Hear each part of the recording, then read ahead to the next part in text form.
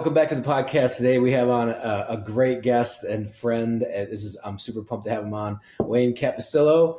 He's an Army Ranger, 4 deployments. He's got his master's degree in marketing or something like that, like in science. So I don't butcher that too much. And he's an ultra marathon runner, fitness extraordinaire, also fellow Star Wars nerd. So Wayne, thanks for coming on, brother. Yeah, no problem. Sweet. Excited to be on.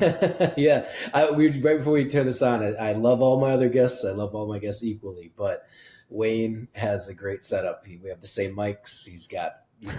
I'm very excited just for the quality of this podcast.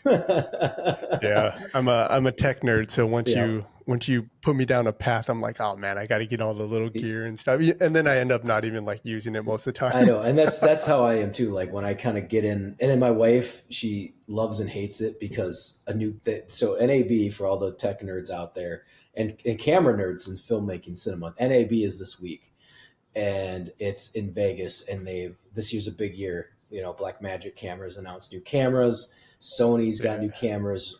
Tilta's got all these new, like just all stuff. And so I get excited, and then I have no one to tell because my wife doesn't give a shit. And then, she does oh, that's nice, honey. And then I was in Honduras filming, and like no one really knew.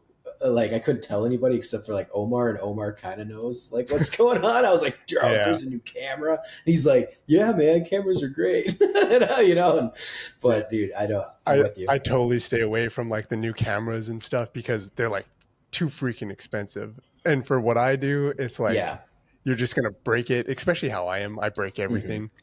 So I try to stay away from the cameras. I'm actually running a 90D. Really? Still. Okay. Yeah. People are going to love this podcast. They'll be like, what the fuck are they talking about? It's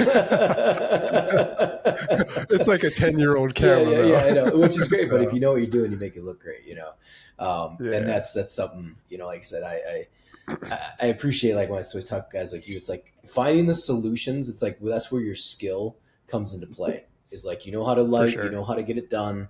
It's not the best scenario to be in, but you get it done. You can make it look good. You can make it sound good, even if it's a rougher looking camera or, there's always ways around it. I mean, does it help having a newer camera and a streamlined system? Yeah, 1,000%. And, like for what I'm podcasting almost every week.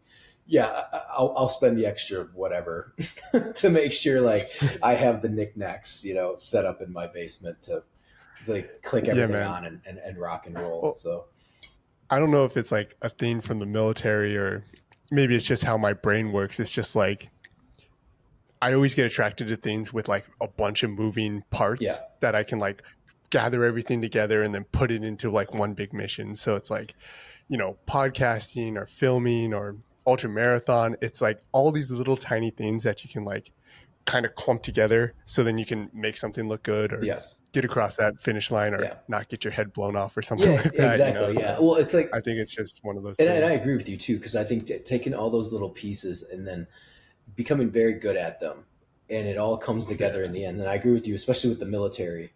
Like I think medical, I talked about this before, like medical is a big one in the infantry.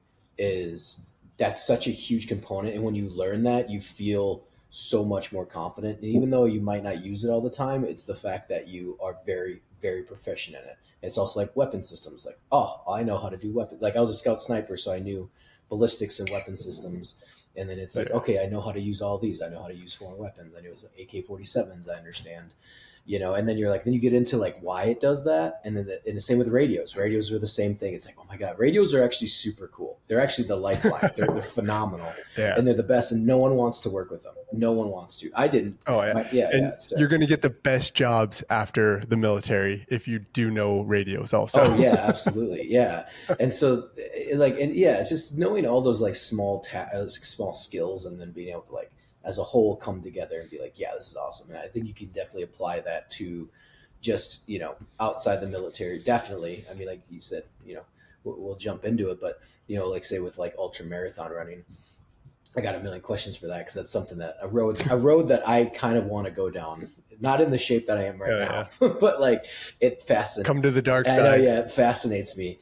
And I've been passed by many dudes like bigger than you, Yeah. and they're like, "Hey man, you doing okay?" I'm like, "I'm fine. I'm just dying." It's all right. I'm just gonna die right So here. you can do Yeah, it. yeah, You yeah, got it. yeah. No, and that's what I mean. Like, it's just everything, the way you train, and it's also cool getting knowledge from someone else that works. And that's what I found with training over the last Yeah. like decade. After actually I got out of the military, you can't just hard head your way into everything. You can't just like, I'm just going to go run 20 miles every day. Or, it's Yeah. like you have to eat properly. You have to, like, sometimes lifting weights works for people better than running Mhm. does, but it helps their running. Like it's like, yeah, we'll do squats or we'll do CrossFit or something, but then that helps with your distance running. And then some people, distance running is the way to go to do other things like ruck running, and stuff like that. So Yeah. it's kind of understanding Well, your body and knowing how to do that. like a lot of times I had to go back to what I was actually doing in Ranger Regiment to properly apply it to what I'm actually doing now. Yeah. Because in like regiment, you're kind of like, you're just kind of going through the motions, just trying to survive. But they pretty much pretty much put you in a pipeline where you're doing everything surrounding your mission to actually be a good ranger, and you're not really like even realizing what you're doing. You're eating healthy because we had our own chow hall that had like salads and all this good food. It wasn't like the normal chow halls in the army. We were doing PT on a very consistent basis, and it was mostly body weight and like getting destroyed. So then it helps you Mhm. it helps you with like your actual mission when you're out there getting freaking destroyed on mission. And then when you have your own free time, you have all these sports guys and sports trainers that are like helping you actually perform. So you're this 20-year-old or 22-year-old going on deployments, and you're being treated and not really fully understanding that like you're kind of training like a world-class athlete, Mhm. because that's like your job. Everything you do in your world goes down to like your mission as a ranger. Like if your family's fucked up, if your fitness is fucked up, it's going to affect your job. Mhm. And that's like something that I'm really focusing in right now with like ultra marathon and just like living in general, is like, how can I make everything kind of like it was in regiment and be scheduled about it and make sure that like my whole life is set up, because I have hard missions and I have big goals, so I have to kind of regiment it like I did Mhm. in Ranger Regiment when I was 20 years old, which is kind of a weird thing. It's kind of like, oh, if coach would have put me in, Yeah.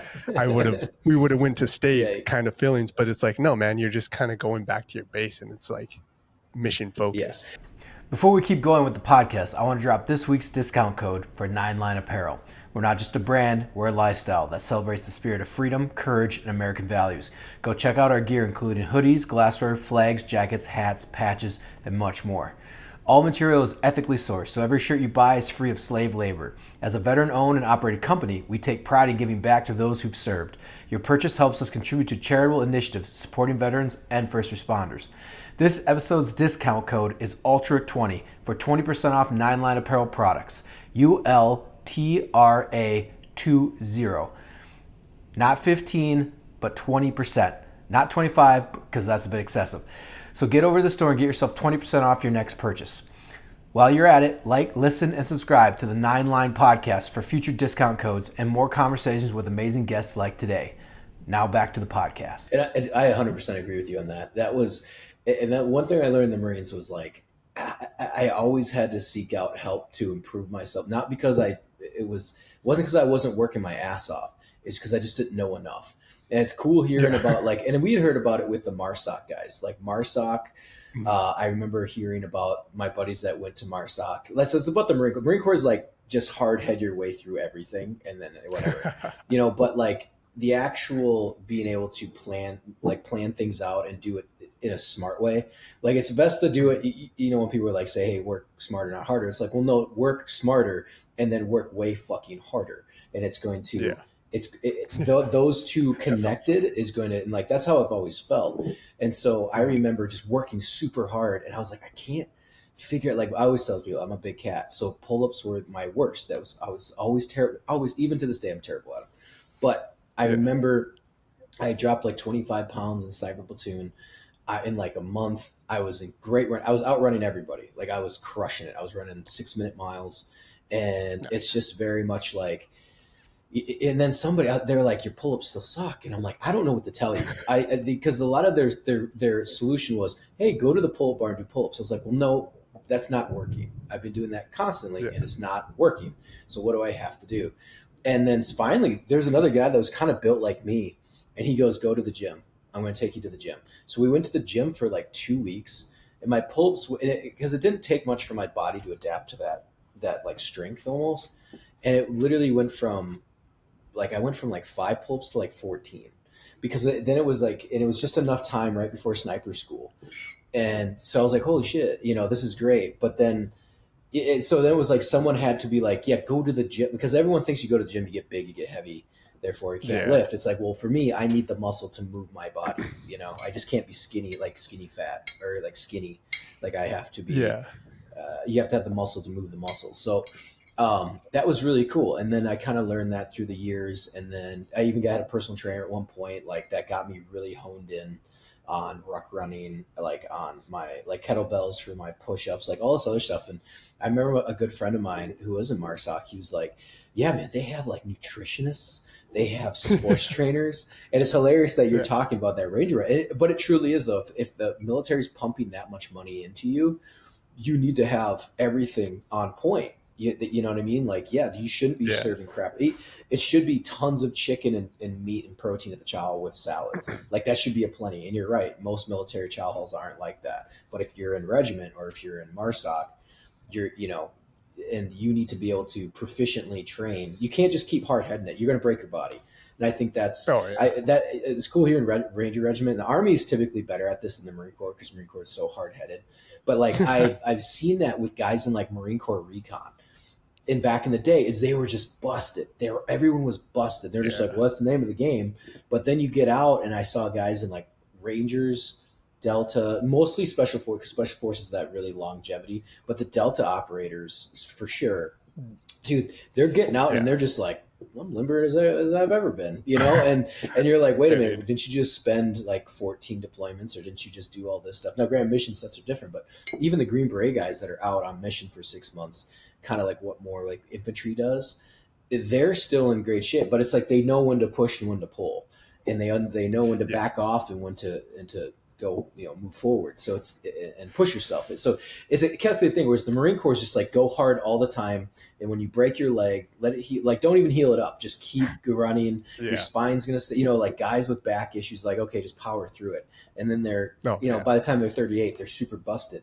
And there's no Yeah. one telling them like, hey, ease up. Why don't you go do body weight workouts, or maybe just don't run for the next 3 weeks and do CrossFit, or maybe stop trying to fucking max out your squat and your bench, because that's what everybody does, and then go and just do push-ups and run for the next month and a half. Like, it's just having Yeah. people tell you that and be like, this is what you need to do. Let the process, take its course. It's It good. is also though. It is also young men doing young men shit. That's true. Like Yeah. no Yeah. matter what, if you're a 20-year-old ranger or a 22-year-old ranger, you're gonna go smash your head into the wall and you're gonna grind yourself into the ground just because that's what 20-year-olds do. Yeah. Yeah. I mean, I think that's a really big problem with a lot of people that only did one contract or like Mm-hmm. a contract and a half.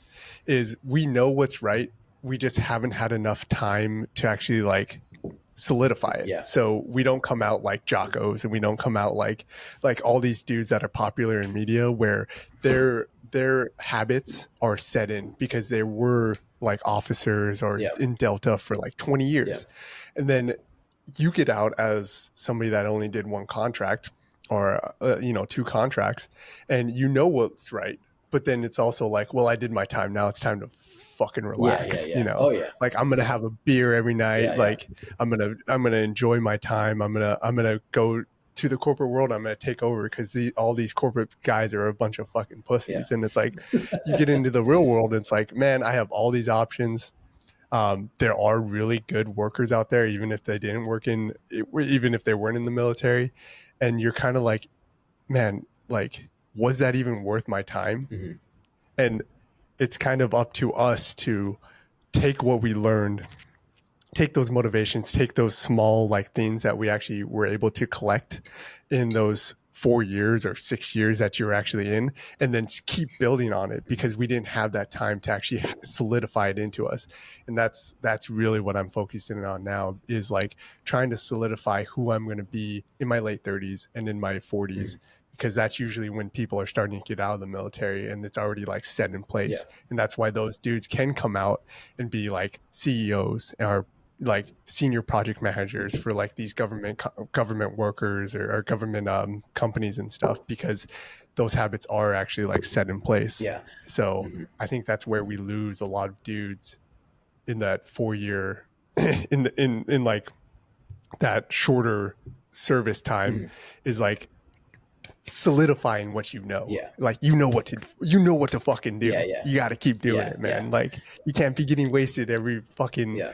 every night. Like everybody's stressed, bro. Yeah, yeah, yeah, Like exactly. everybody's No, and I stressed. agree with you too. And I think that's something that, like, I remember when I got out after 4 years, it was like, okay, you did that. It was great. Be proud of it. But you're a new guy everywhere you go. So it was Yeah. very much like work your ass off, set your goals, move towards the goals. If you make the goal, you make the goal. If you don't, then keep moving on to the next goal, and keep pushing and keep establishing those mile markers for yourself, even if they're small ones.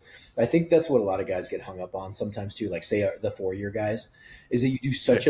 such big things in such a short period of time. And by the way, these are major things. These are Yeah. life changing. And sometimes I say this too.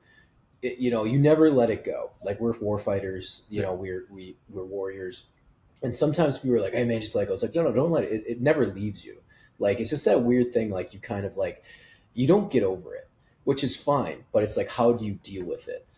Because I Yeah. mean, like everyone writes stories about the things that we did. Like, not saying us specifically, but like the warrior culture. And I think now that I've Mm-hmm. gotten older and seen, a little bit more. I mean, granted, I jumped in the civilian sector right away. You look at every single film, you look at every single book. I mean, what are they? Like, what's the thing that separates people from the military, or even the warriors, or it's like the hero's journey of like rising to the occasion. But where's that pretty common at in the military for guys going off to war? And I do and I think that's what kind of gets guys hemmed up a little bit. I think I agree with you. Like, after 4 years, is Mm-hmm. that you did all these big things and you get out and it's like, okay, well, what's my next big thing? Because you're not fighting a war, you're not dragging people out of Yeah, dude. helicopters, or you know what I mean. You're not. But you could go back and maybe do those things as a contractor, but it's not quite your mission set. So and so Yeah. everything you do, and I think it translates a little bit to even when my wife says that, like, hey, nothing really bothers you. I was like, well, things bother me, but my threshold of pain and bullshit and annoyance and misery is so Yeah. high that, like, I'm like, yeah, it's not a big deal. And like, to her, it's a big deal, or to anyone else, it's a big deal. And I'm like, well, we're fine. Like, we're not, Yeah. I mean, yeah, that's basically why I run ultra yeah, marathons, yeah, just yeah, so I can touch that fire a little bit, just exactly. so I can touch that pain a Yeah, little yeah. bit, because you don't get that in normal life. It's No, like no, you don't. you No, don't you don't. you don't push yourself that hard And I agree with you on a too, day-to-day with basis. like setting those goals. Because again, that's the thing with me too, physically. It's like, because I think this other thing too is like, guys focus like, hey, you can build a business. You don't have to be like fucking fitness guru all the time. Because guys try to think that's it. It's like, no, man, you can Yeah. go and build a business and go build and do great things without being like the number one CrossFitter. Yeah. And then build a business. I think people think you have to be all these things at once. And you kind of things get it.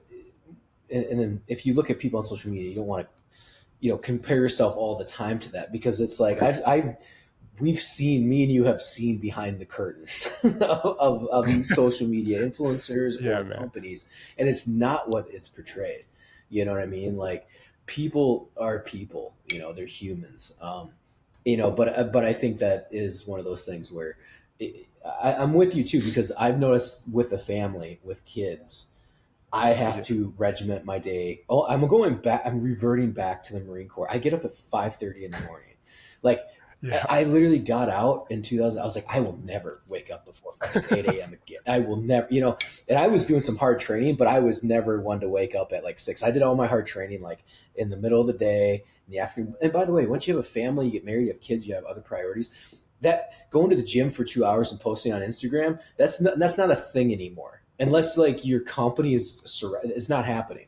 Like people that are building companies don't have time to go to the gym. I have a gym in my house and a treadmill, and I'm fucking fighting to get on that thing for 30 minutes a day, or like 45 minutes to go bang some weights in my house. Like, I got to put my shorts on. That's 2 seconds ago. Like, because there's so much other things to accomplish. Obviously, fitness is a great thing, but I think when some people get on social media, they're like, "Oh my god, I need to be like ripped like I was 18." It's like, dude, you are 42. Like, it's fine. Like, you can go and whatever. Get on TRT and maybe we can talk. Exactly. Now. Yeah, or whatever. But I agree. I think, but I do see myself reverting back to that because I still have very big goals, like you. Like, not only what I like to try to do an ultra, which is a big, massive goal in itself, and I got a long ways to go. It is. Even with your company or building building a corporation, building a company, building a career, it's like getting up at 5:30 and working out. Like, okay, that's done. I got to drop my kid off. Not in regimenting your day. I'm with you there, man. I'm like in that headspace right now. It's like, I got to do this. I got to do this. I got to accomplish this, and this. And you don't have the time. Everything's on you. In the military, things are on you, but they're still regimented. You know what I mean? But it's almost like we have to go behind the scenes and make sure that things are always operating. Whereas in the military, those things were operated for us. You know what I mean? Like, who called your helicopters in? Your fucking team leader or whoever. Right? And then 1-6. Now it's like you that has to like go and keep that ball rolling. But you know how to do it anyways. So it's just kind of getting used to that regimented schedule where you work yourself hard all the way till 8:30. And then, you don't stay up anymore and watch TV. You go to bed at 8:30 and then you're up at 5. Sometimes I get lost in some anime and then I have to suffer through a run the next day. Yeah, but, exactly. You say like, it happens. The Star Wars Reddit rabbit hole and just people talking some shit on Disney. It's like, more people are enjoying Star Wars. Let's just deal with that, okay? Right. Just enjoy it. Exactly. So, what got you going into the Rangers? What kind of got you into that? Oh man. So kind of a side tangent or a side story on how that actually ended up happening. So I was going to college, and I just, it's college. It was like the gen ed bull crap, and I was just getting into running. I've always sucked at running. I had asthma all growing up, and my mom never put it on medical records so that I could join the Army if I ever wanted to. So I was just kind of running, and then I would run to class with a fishing pole in my backpack, and then I'd run to the river and go fish, and then run back to the dorms. And one day I was like running, and my brother saw me on the side of the road, or I think we were talking later that day. He's like, why the fuck are you doing this? Like, why are you pushing yourself so hard? Like, shouldn't you be doing that for a reason? I was like, oh, yeah, maybe I should. So I started looking into the military. I was actually looking into becoming a Marine recon, because that's what you always see. Yeah. Like cool guy shit. And I walked into the Marine office, and the guy's like, you sure you want to do this, son? I was like, not with that attitude, not really. So I like left his office, and I went in like immediately to the Army, and the dude signed me up for just some random MOS. Like, I think I was going to be like a solo signal operator. Yeah. And I was like, and he's like, no, you can go into Ranger Regiment once you get into basic. Like, it's really easy to change your MOS. Just completely lying to me, 100%. Like, he's like, you could be a Ranger. You can get it in basic. Just take this MOS and then go. So I go to MEPS, and I don't know if it's the same with the Marines, but the guy calls somebody and they assign you your MOS. And he's like, hey, I like this lady, so like mess with her a little bit. And I was like, okay, sure. And she was like, so I see you have a bunch of misdemeanors. What were those misdemeanors for? And I was like, ma'am, I got caught doing some things with some sheep. And the recruiter guy at MEPS was like, whoa, whoa, whoa. And he like takes the phone. Yeah. And he's like starts laughing. He's like, he was joking. And he's like, hold on, let me put you on hold real quick. He looks at me. He's like, what do you want to do, son? Like, what do you want to do? Yeah. Like, I'll get you anything you want. That was fucking hilarious Yeah. because he was like a tanker. He was like some crazy tanker guy that was like an E6 for like 15 years or something. Yeah. Yeah. And he's like, you want to be SF? And I was like, yeah, SF. And he's like, oh, how old are you? I was like 19. He's like, okay, you're not old enough. So you want a Ranger contract? So he got me the option 40, which is like the 11 X-ray with an option 40 to go to RASP. And then he gave me a bonus, like one of the first like $5,000 bonuses in Montana for like the first like 6 months, or like in like 6 months or something. What year was that? So that was 2010. Oh, Jesus, man. Or like 2009 going into 2010. Okay, all right, man. They didn't have And fuck all for yeah, us. he like saved me, dude. He got me that like contract just because. So I'm a Ranger because I made a joke about having intercourse with a sheep. That's how your career was. Yeah, that's the like your whole life course and path. It's just like I made this joke about having sex with sheep, and I ended up having a very decorated career as an Army Ranger. That's why if anybody makes fun of tankers, I'm like, whoa, Yeah. tankers are awesome. Tankers are the best. No, that's awesome. So you're 2010 then. So you're kind of at the height of the Afghan war then when you joined, because I got out in 2009, but I was at the height of Iraq, and then I was in Afghanistan 0809 when basically the ramp up in Afghan was really taken off, and then 2010 was like right in the heart of it. So you kind of knew what you're getting into then when you joined, signed the papers. Yeah, my brother is 7 years older than me. Oh, okay. And he was in a regular big army unit in Germany, and he was actually in the invasion of Germany, okay. or not Germany, the invasion of Germany. He's like, fuck these Nazis, bro. In Iraq. Okay. So he went to Iraq, and then I was in Afghanistan. So it's like a heritage thing now. Yeah, that's super cool. That's awesome. So yeah. So what was that like then going in? I mean, I always tell people like, going to Ranger Regiment, 2010. You got a lot of salty dudes, so I imagine that they were, bitch slapping you guys around when you finally got to regiment. Yeah, and they were extra pissed off because they changed it from RIP to RASP. I think I was in like the 5th class of RASP, and RASP was 2 months instead of 3 weeks for RIP for our selection process. So they were like, they had a huge influx of Rangers like right before me. So they were like super mad because they got a bunch of shitty like dudes, and then they had to RFS a bunch of guys. Oh, okay. So my RASP class got destroyed. I think we started in hold with like 170, and we ended up graduating like 40. Oh, okay. Or it was like, I think it was like 38 like of my class, and then with holdovers it was like 41 or 42. Oh wow, yeah, So we got like detonated. Yeah. Wow, that's insane. Yeah, like I said, the only attrition rate like that was sniper school. We had we had 12 or 14 from our unit, and only 4 of us graduated. So yeah. But I mean, Ranger, that's a whole other. Yeah, I didn't realize that it was kind of cool. I learned a lot more about Rangers. They offered me Ranger school when I was in the Marine Corps, and I was like, why the fuck would I ever go to Ranger school? And they're like, well, no, it's a good leadership. I'm like, I don't need to go to another infantry school. Like, I'm trying to deploy again.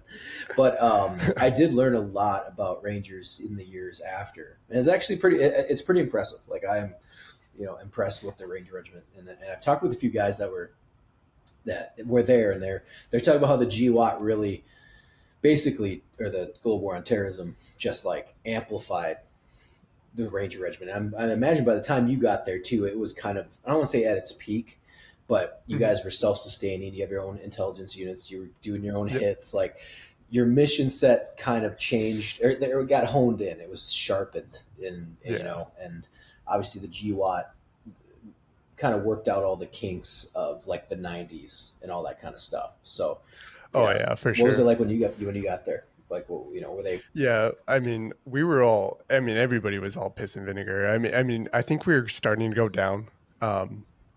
like I think the real height for Ranger Regiment was kind of like 2008, Mm-hmm. 2009. That's when we were getting in some like really heavy fighting. Our op tempo was pretty heavy for my first two deployments, and then we had to deal with like all the bullshit when it was like starting to slow down on my last two. So I was a ranger, and I never fired my gun overseas. Mm-hmm. Like I was never in the right place, or like wrong place, right place, whatever it may Yeah, be. yeah, Um, at the right time. We took contact. We had like barricade shooters and stuff, and then like our air assets and our dog handlers were like smoking dudes. And then other companies and other platoons were like getting in huge fights, yeah. and we were going out, every other day, pretty much. Especially on my first one, or like at least a couple times a week. Mm-hmm. But for me personally, I never even fired my gun. Yeah, yeah. Like, and there's a lot of dudes in Ranger Regiment that like everybody thinks like we're out there like slaying dudes and like everybody's getting fucking dirty, but like man, like there's a lot of dudes that I know that went through a special operations like contract and never fired their gun.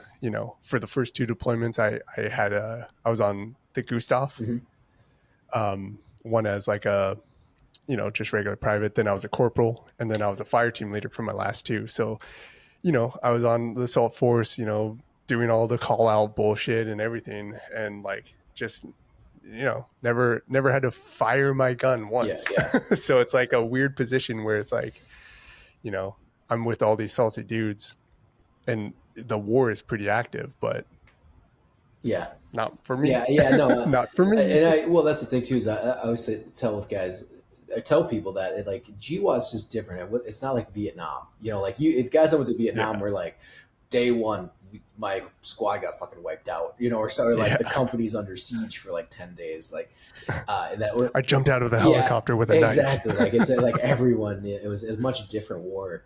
But I agree with you. I mean, that was the thing too. I think with the GWAT was that everybody thinks that if you're a Ranger Regiment or if you're infantry, like everyone's just stacking bodies, or it's kind of and I agree Yeah. with you, the common misconception. I mean, I didn't get my kills until my third deployment. I did fire my weapon, but you know, and that's the same thing too, though. Like, and I always say I got lucky, and everyone's like, "What? You got lucky?" And I'm like, "Well, I mean, like, Yeah. I got 3 deployments in 2 wars, like in 4 years, like that." You got 4 deployments. That's pretty lucky. Like in an active war zone, and you're right, man. There's guys I know that didn't fire their weapon, or I want to say get their kills, but like a lot of people don't. They don't, because that's the first thing everyone says. Like, did you kill anybody? Which is a really annoying. I really hate that, because there's guys that are uh, have done amazing things that don't have kills, or even like I said, or even shot Yeah. at people, or I think it's just one of those weird things, or even guys that do. It's like, oh, it was just one guy, it was a one-off, or whatever. It's like some sheep herder, putting an IED, which is cool. Like, I mean, it's great. Like they got, the guy was doing bad shit, you got him, but it's not. I think everyone thinks it's like Band of Brothers, where you're taking on company waves of Taliban or something like that, or even like now you look at Ukraine, trench warfare, and your machine guns are blazing and they're throwing frags into trenches and stuff like that. Like, Oh, dude, yeah, that's insane. that's insane. And But yeah. But I agree with you. I think I would say it's luck of the draw, man. GWAT was luck of the draw, because there's guys that did like one deployment, or they were there in country, like, and they do like a Medal of Honor run, or they get us, you know what I mean? Like it just fate plays its cards, And I always say I was fortunate with my experience. Like, I got to do a lot, but even then I know guys that I served with that, they did way more than I did in one deployment or 2 deployments, so it's just the name of the yeah, game. for sure. I Yeah. mean, it's like an experience overall. I mean, Oh yeah, like yeah. even though we weren't, or at least I wasn't getting kills or anything like that. It's like we did a lot. We did a lot of missions. We built a team together. I built a team up, and like I was able to be a leader. I was able to go to ranger school. I was able to do a bunch of other class schools, and like master breacher, and Mhm. like that experience, just like going out on target, like capturing, like literally being like kind of a global police force. Because Mhm. at my time, we were doing pretty much all call outs. Yeah. Like probably like 90% call outs. So, you're questioning dudes out on target. You're collecting data or like intel from everybody, and like you're leading your whole platoon out in Afghanistan to the target, to like a freaking target. It's like that's crazy experience and I always have to remember this, for a fucking 22-year-old Yeah.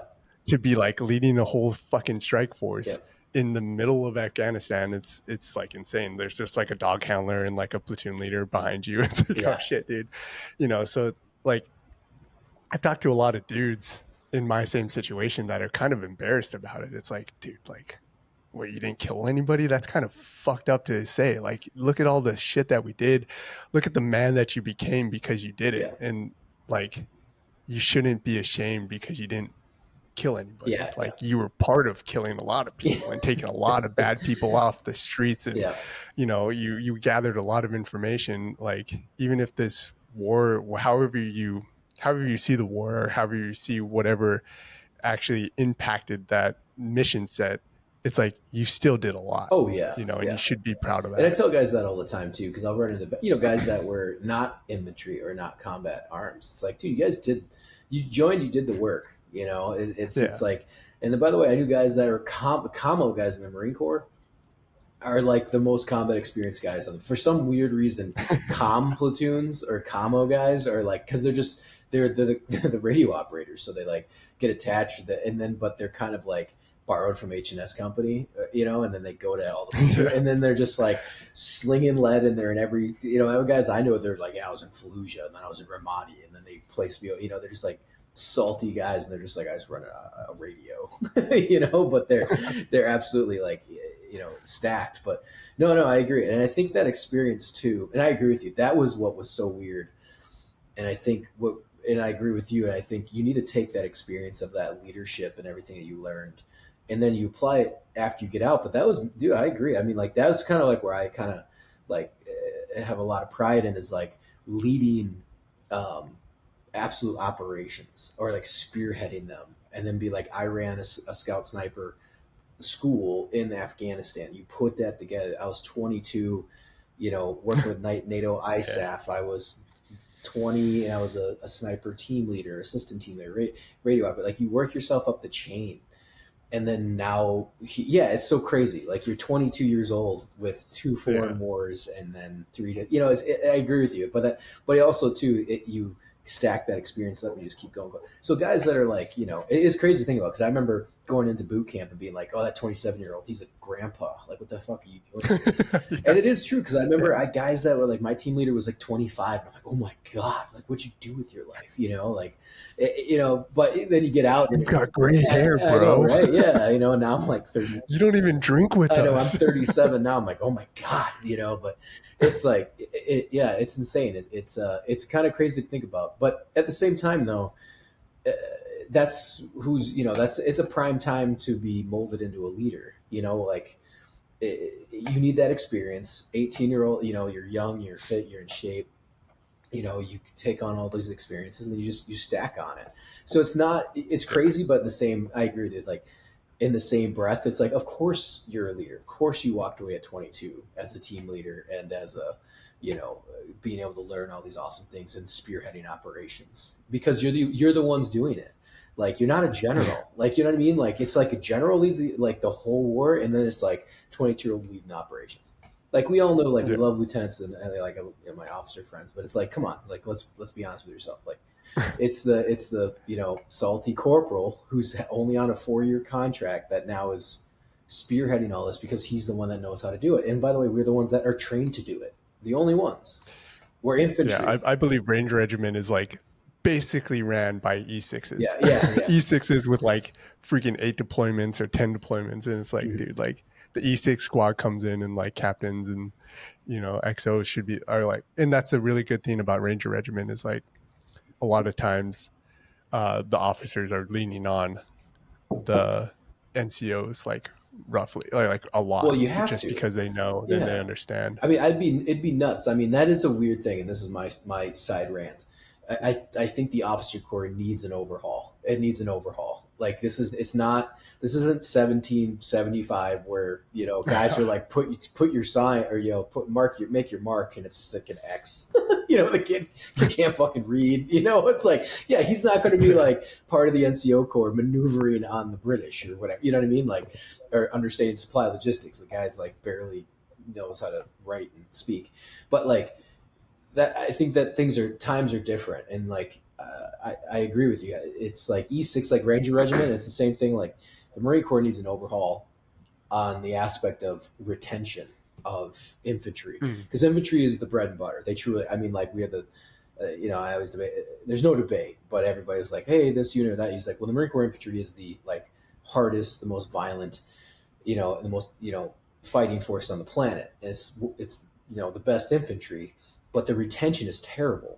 That's why I like hearing about Ranger Regiment. Like, and you guys get after 4 years, but like guys spend 20 years in Rangers, and it's the support is there to do that, and there's like bonuses to do that.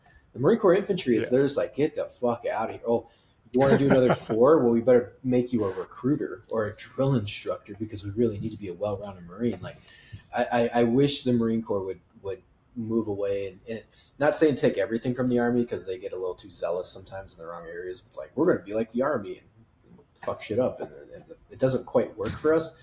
But I think the taking away from what the Army does very well, is retention. I think they retain their best people in their specialized units, and and the infantry is their best unit. Like, yeah, we got MARSOC and Recon, but infantry is where they're relying heavily on everything on. And I for some reason, that's like my rant, is like better bonuses, treat it like a Ranger Regiment, better training, better people, better bonuses to stay, because they're like, I don't get why people are turning, because it sucks. It's terrible. Like, it's not fun. It's an experience, and you don't give enough. Like, you got to pay more. Like, it's like, come on, man, like, I get you pay specialized people more, but then pay your infantry more. Like, these are but then they're like, we're the lowest IQ, the lowest ASVABs. I'm like, well, that's true, but they're the ones running headlong into machine gun fire. And then for some reason, that dipshit kid that barely passes ASVAB is now 21 years old and knows more than every lieutenant and officer that's come through and to lead that platoon, because that guy knows everything. He's been shot at. He knows how to maneuver. He knows, and it's just like, and it's like that, like you said, that laundry list. You just learn it. It's like, okay, what do you need to do with logistics? My guys have everything. Do we have a pace plan? And they just learn that. What's the commo plan? It's just kind of like built in over time. And so now that ASVAB waiver is now suddenly your best leader. And so that, like, and that's where they belong. It's on the job skills, and you just can't, a war college isn't going to do that for you. A degree doesn't do that for you. And I think that's like, I think that's why Ranger Regiment is such a good place for that. It's because the base of Rangers is to become specialized in rangering, and then go out to the big army and disseminate that information, and then you get brought back in to be a senior leader. So most of the time in Ranger Regiment, you actually have to do staff time, and a lot of guys get assigned to other units in the big army. Oh yeah. So they take the knowledge that they actually get from the Ranger Regiment that they developed, and then they become senior NCOs in big army units.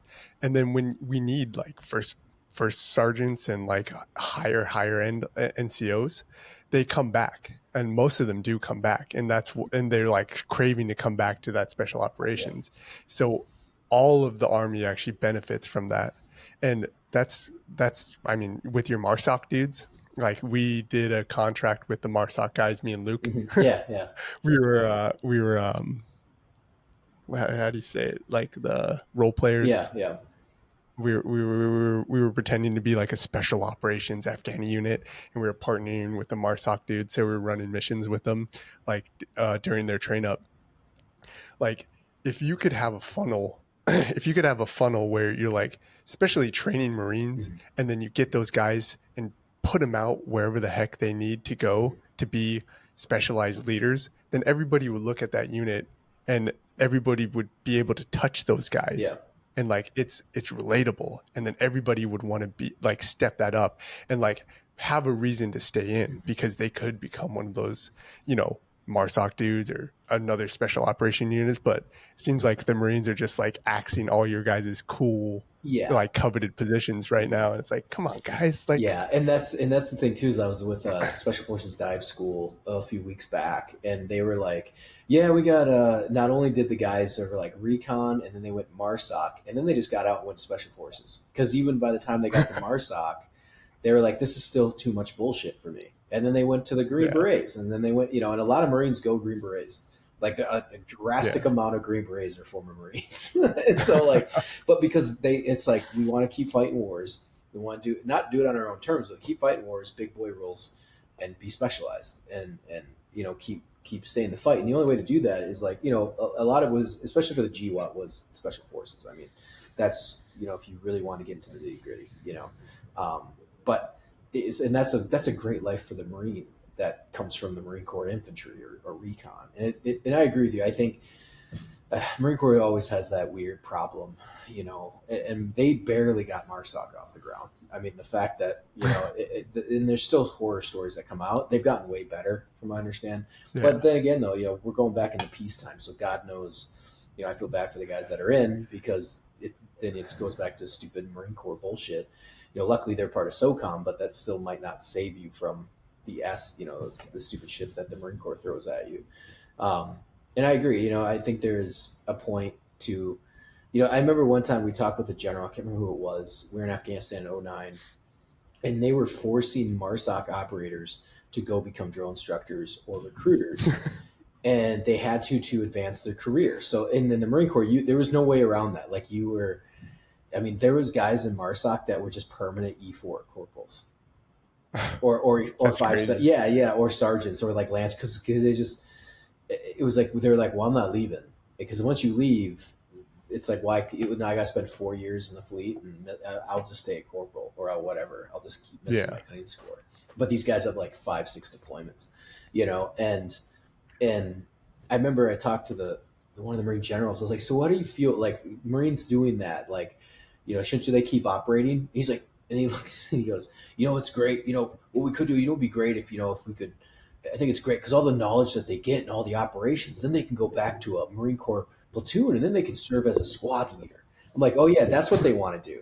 They want to go back to not even being a platoon sergeant, but go through all this yeah, training, have like 4 deployments, and go, what I really want to do? Go back to be treated like a piece of shit by a first sergeant and an XO or a captain that might not know what he's doing. But yeah, that's a great idea. And that's the thing with the Marine Corps. Like, it would matter if I passed that knowledge on to a new private.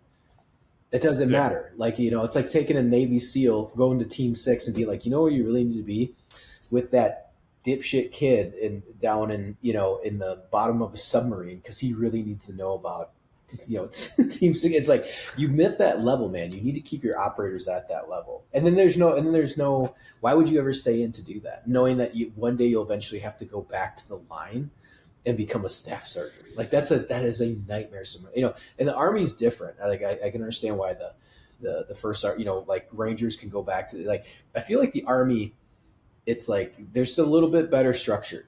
When I joined the National Guard, I was actually surprised to see that the first sergeant was infantry, and then everyone was like, "Why would the sergeant not be infantry? That's insane!" Like, and I go, "Well, in the Marine Corps, you're lucky if you get a first sergeant in the Marine Corps that's infantry."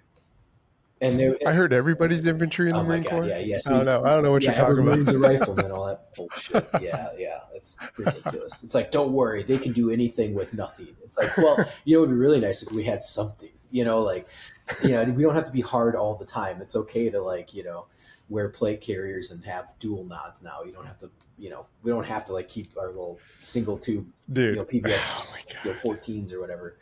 But yeah, man, and I don't know where I was going with that rant, but yeah, so, it's cool though. Dude, The like, Ranger Regiment sounded great. It sounded awesome. just to talk about Marines, one last thing. I remember doing tan ops in Yeah, Afghanistan, and we were just like chilling because we're always doing everything at night.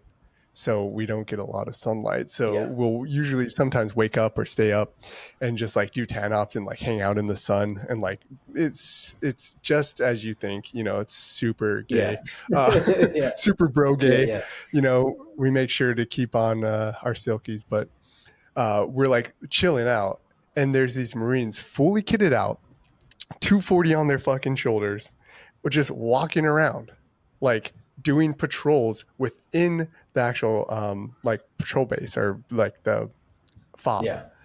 Like, why? Like, there's guard towers everywhere. Everybody's running around, like doing PT, running around, like, and there's just two dudes with a 240 just like walking in full kit, just like da, da. It's like, oh, we were in Leatherneck, Yeah. Oh, okay. uh, Leatherneck. Yeah. Camp Yeah. Leatherneck, and I was like watching these Marines. I was like, dude, like our guys went out and they went to a little cop, and the Marines were just dug in like 5 miles away from the freaking fob, and literally dug in, and we like gave them rippets, Yeah. and they're all like gaunt and like all shitty and like, oh my god, thank you so much. It's like, why the fuck are you guys out Yeah. here? Yeah. Why are you out here? It's like Marines got. So I feel like sometimes Marines just want to do Marine things, and it's like, hey, that's cool, whatever, dude. I You know. do I you, you know. know. Like I said, our threshold of misery and pain and annoyance is so high that when they're like, "Hey, do you want to go be special forces or you know, whatever?" They're like, "Sounds way fucking better what I'm doing now." You know what I mean? Like, you know, like, "Hey, we'll give you specialized equipment and give you bonuses." We need those Yeah. guys though, man. Yeah. When All Out War comes out, Yes. like Yeah. we need those dudes. Exactly. Like on an actual like fair fight or whatever you may, Mhm. however you may say it, Yeah. man, you need those dudes that will be willing to dig in and eat MREs and get constipated and Mhm. try to pull out a grenade out of their ass in the middle of the freaking patrol base and Mhm.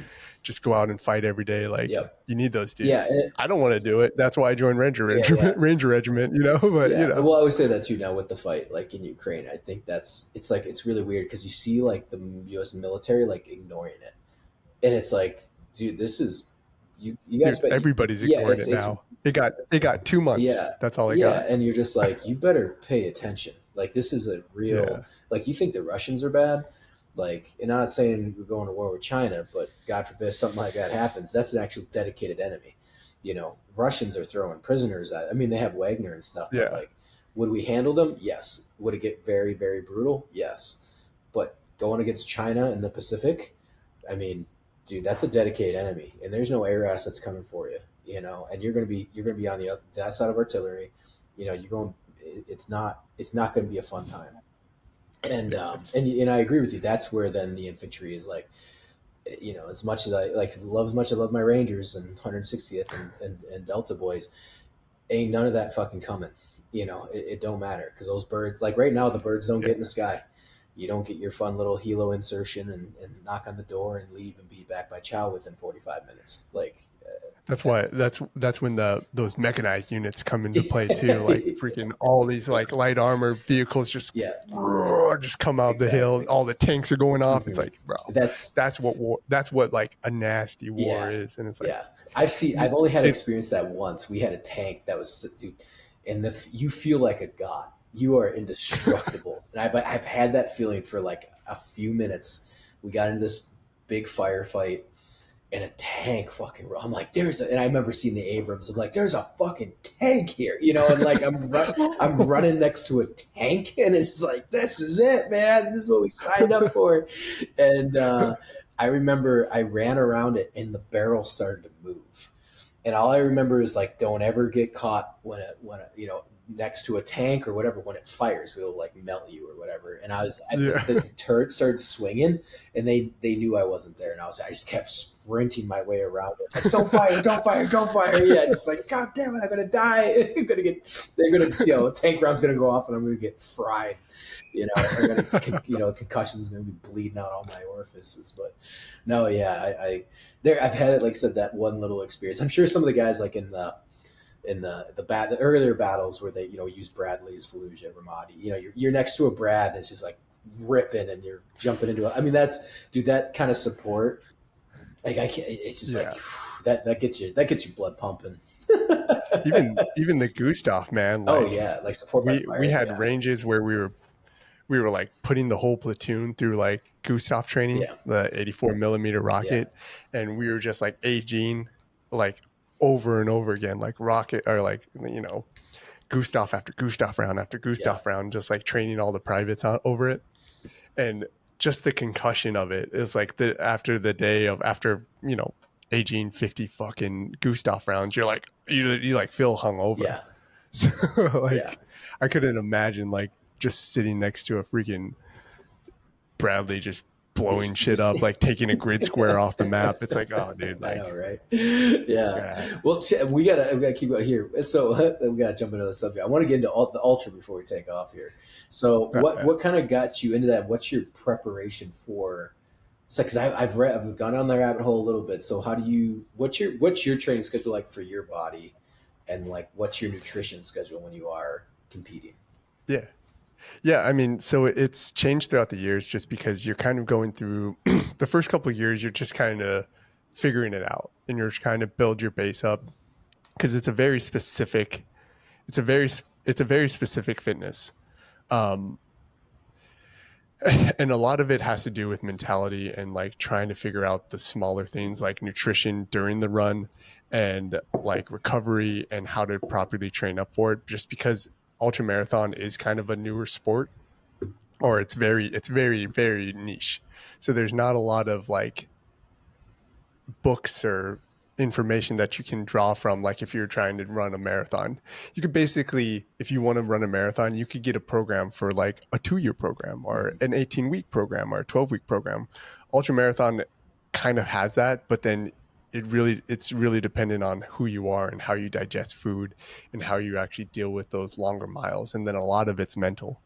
um, just being able to push your body that far, especially on those beginning years. So when I first started, I was very, very inconsistent. Like I just had an idea and I wanted to do it. I read Born to Run. Yeah. It's like a book about ultra marathon and like kind of barefoot. I did that in the army. I read that in the army. So I kind of started going down the barefoot route in the army and then got out. Um, and then I basically started building up my miles because I wanted to do a 100 miler. And I did it with like 6 weeks of training, I think. Mm-hmm. I think it was like 6 weeks of training, or it was something stupid, or like 6 months of training, maybe, of like specific running training. And it was very inconsistent. I was just trying to get as much miles as possible, trying to figure out the nutrition. And the first 100 miler I did, it took like 33 hours. I got freaking destroyed. I was like hallucinating, Mm-hmm. and I was just getting mauled that entire time. That was the Grindstone 100. But yeah, man, like really when it first starts, it's just trying to establish consistent training. And that's what my goal was when I was first starting, was 50 miles a week, Mm-hmm. or yeah, 50 miles a Yeah. week. And I thought, no matter what, as long as I get 50 miles a week, that's base level where I won't die on the trail. Mm-hmm. And that took me to a certain point. But then like now, like 5 years into it, like that's like not enough to actually run it. Like when you first start running ultra marathons, you're running it to survive, and now I'm trying to run it or run it to race it. Mm-hmm. so Yeah. so it's yeah, it's kind of it's a weird world that's really hard to like narrow down for everybody. Well, I mean, I think it's just that longevity because I'm gone down the rabbit hole myself and read a bunch of the articles. And I used to run. I ran a lot more. I still run about 3 to 4 days a week. Four or five Mhm. miles. But I mean, it's with my frame, it's like all right, it ain't fast, but it's one of those things though where back when I was really good at running, I mean, I was plugging in 10 easily. I got on a hangover. I'd be doing like no shit, 10 miles. Like, I'd be, Yeah. I gotta go knock out 10 miles. And I was doing gates. So I was like, okay, I gotta be set, I'm well within 7 minutes and 20 seconds a mile or something like that. And I remember thinking back in those days, like how to train. And then I was thinking like, okay, if I want to tackle an ultra or start training, like so this is like it's multiple years. This isn't like, yeah, I'm going to go run a Yeah. 5K next month, Yeah. It's or you, and nothing against people that run marathons, but it's like this isn't a couch to marathon 3 month train up. Yeah. Like it's a whole nother ball game. So it was cool reading about the nutrition aspect and like even in my head Mhm. because I know my body pretty well. It's like where to scale back, where to push. But I remember reading one. There was a guy that he was like he ate liquid peanut butter just because Yeah. he was trying to eat as many calories as he could, and it was insane. I was like, oh my god, like he was like front loading, and then he's like, you just got to keep the calories up, Yeah. So what do you do for foods then? Do you do anything wild like that where it's like what's your go to keep the energy going when you're Yeah. training, I not mean, you know? right now I'm using, usually it's like honey stinger waffles. Actually don't think I have any, but they're basically like little waffles that are 150 calories, and then I'm constantly trying to try more and more nutrition just in case my stomach turns on me during the race. So right now my my goal is to get around 70 to 100 carbs an hour, and then I'm a incredibly heavy sweater. Mhm. So I I like took a sweat test, and they'll pretty much tell you how much you sweat for each hour that you actually run.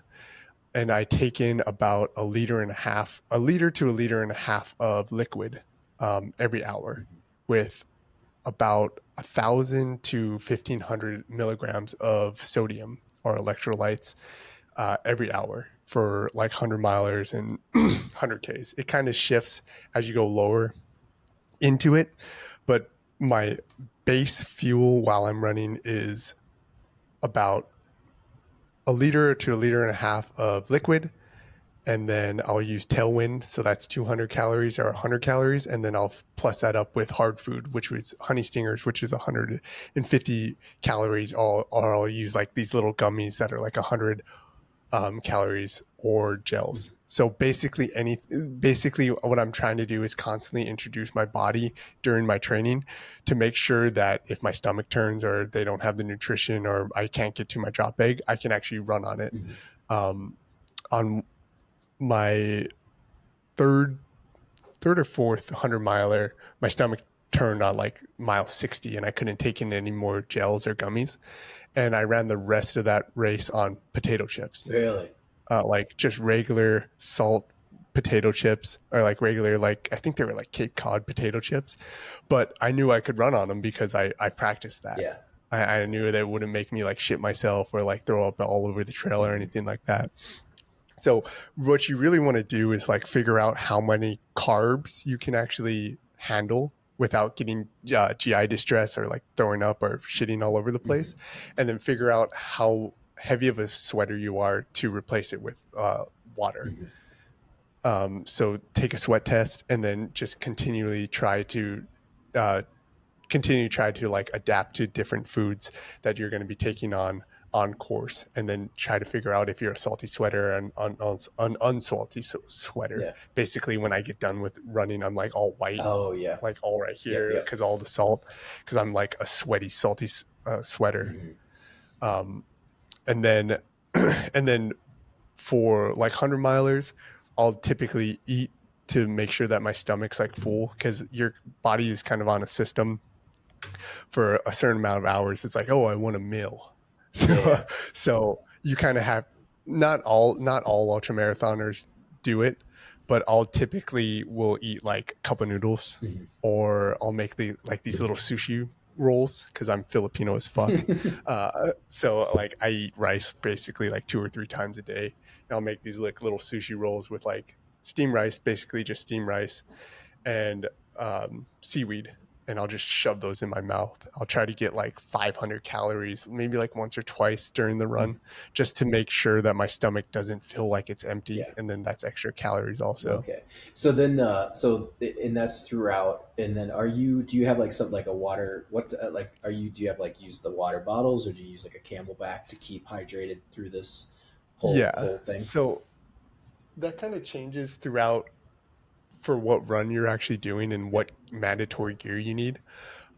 Right now, I'm rocking a lightweight one because it's so hot here. Okay. So I Yeah. just have like this naked belt, like a little like pretty much like a tight fanny pack, Hmm. Yeah. and I'll carry 3 bottles on me. Um, either 3 to 4 bottles. I'll hand carry 2, and then I'll have like 2 inside. I'll hand carry 2, um, but I'll Yeah. have like 2 inside my pack also, Okay. Yeah. and that's just because I'm like a super sweaty runner. Um, and then it also relies on how many aid stations are there. So that as you as I'm talking, you can see how many moving pieces there are, and that's Yeah. why it's so Yeah. interesting. Yeah. Um, so basically, I usually always will have 3 to 4 bottles on me, and those are 500 milliliters each. Hmm. And I'll try to drink through 2 of them, 2 to 2.5 of them every hour, Okay. with tailwind in it sometimes, or electrolyte, and then just try to get those 300 calories, or 70 to 100 carbs, if what my system can actually Hmm. handle. And how much do people burn up? Because I think I read it was like somewhere between like 10 and 15, 10,000 calories or 15,000 calories, like, or something like that through a whole ultra or something like. I'm sure it's Yeah, different, that between. I'm not 100% sure how accurate that Yeah. is. Yeah.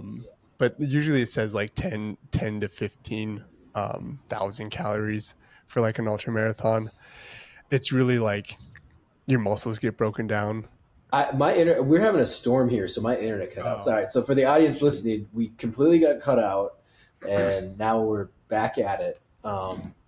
Yeah. So, all right. So about 10 to 15,000 calories, and then again, like it sounds like everybody's different because the way, like, again, I haven't approached it by any means, but like knowing my body through the past years. I remember using gels on the long ruck runs I was timing my 12-mile ruck runs, and like Mhm. it was kind of, I did it. I remember adapting my body to, because I was a little bit older. I was no longer like 19, 20. I was just 26. So it's like I had to intake the gels as I was, so I just crush them, throw in my pocket, Yep. crush them, throw in my pocket. And I had a 45-pound ruck on, and I was ruck running it, and I got my times down. But it's kind of getting used to it. It took me about a few weeks to get used to that. Where it's like you have to Yeah. eat, otherwise you are not going. Not saying you're not going to make it, but I will come in. It's not gonna do well. You're not gonna go as fast as you can. You're not gonna have so much energy as you need, and that's what kind of like, kind of like I said.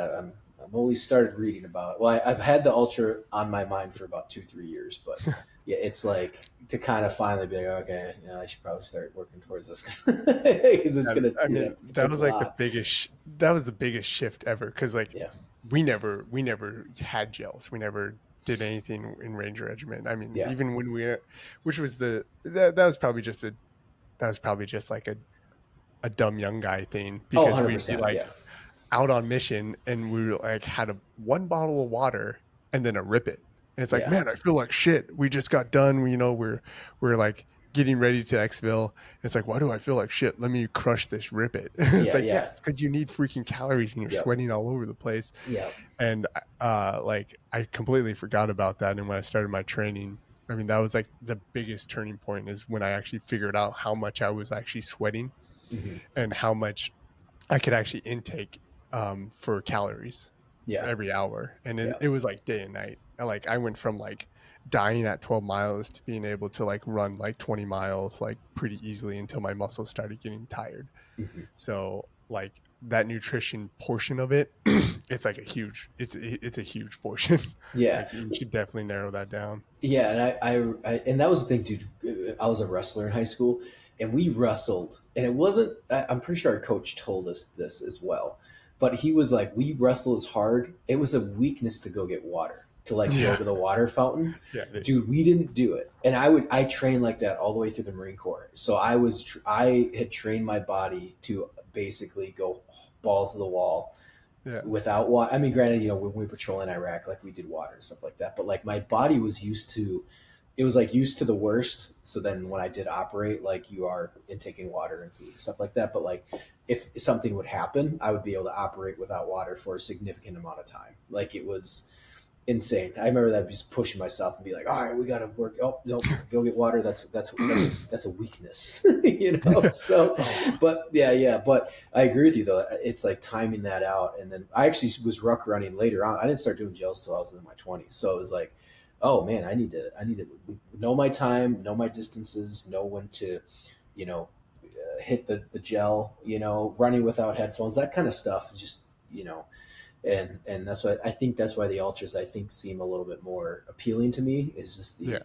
the one, they're insane, but two, it's just like it takes a lot more. And nothing against like half marathoners or marathoners, but like you can tough it out to the end of a marathon and kill yourself and be like, I did it, Yeah. which is great. I think it's awesome, but you can't just do that with an ultra. Like there's food, there's prep planning, so a support team. Like I imagine, you know what I mean. If you have a few friends, they're like, yeah, man, they'll drink beers while you kill yourself for 33 hours and hand you food along the way, or whatever type you're running. If it's like a circle or whatever. So, no, that's awesome. I mean, it's a cool. Like I said, I think that's a really awesome, cool challenge and stuff like that. Yeah, it's fun, man. It's a really welcoming community, and I like ultra marathon too because you can do it alone. Like having a crew is awesome. And like Luke came down and helped me, and then another ranger buddy of mine, Alex Green, helped me with crewing. But like if I need to, I can go and do it alone. You can have drop bags. All my runs, I basically run alone. I wake up early in the morning or I run at night, so then I can spend time with my girls during the day. Yeah. But a lot of my runs are in the dark by myself or down in my basement watching anime like, just like that's basically it. So like it's something where I don't have to go to the gym. I don't have to wait for other people. It's basically all on me. Mm-hmm. And then if I can have some crew, it's like a gathering of bros again. Yeah. And it's just like you chill out, you die in front of your friends, they make fun of you, and then you just keep going, Yeah. So it's definitely a sport that a lot of like dads like can get into and like really push themselves and touch that fire. Like I chose ultra marathon. This might say a lot about me because running was my worst thing. I've always hated running. Like always, even in Ranger Regiment, I would always fuck with my guys. I'm like, oh, I'm gonna throw up today. We're gonna run so hard, I'm gonna throw up today. Yeah. And like, I would just like run and run and run because I hated it. Mm-hmm. And like, I was always bad at it. So when I got out, I was like, what do I want to improve the most? And mm-hmm. what do I hate the most? Because that's always something that I can always like improve on, and always think that I'm not kind of I'm trying to change this mentality. Like, what am I not good enough at? What can I constantly improve on? Yeah. And it's running, I think mm-hmm. I'm built more for like CrossFit. Mm-hmm. I'm kind of built more for like lifting weights and stuff. Not like heavyweight, not like, strongman stuff, more like CrossFit kind of things. But I just love running so much because it's like, you fucking suck, dude. Like, even now, like I'm like trying to increase my speed now, and I'm just dying every single fucking time. Like even easy runs, I'm like dying. Like, oh man, it's great. It's like the little spark I need, so then I can sit behind my freaking desk and like look at graphics and just keep working. Yeah.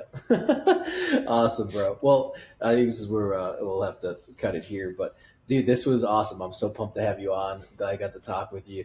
Where can people find you, and like your socials and whatnot, or if they want to support you in your ultra marathon endeavors? Yeah, I mean, I got a YouTube channel. It's just Wayne Capacillo. And then all my stuff is like Wayne Capacillo. I just go by my name. I'm building out the YouTube. I'm trying to stay more consistent on it. And basically it just follows like kind of vlog style, like the races that I'm doing. Okay. And then some like 101 running tips. And then I'm, got Instagram. Most of my stuff is on Instagram. I probably look like a psychopath because I don't put any of my family or anything else but running. So people probably think I'm just like running all the time, but yeah. That's cool. All right, man. That's awesome. Well, thanks for coming on, man. I appreciate it. Yeah, man. Nice talking to you.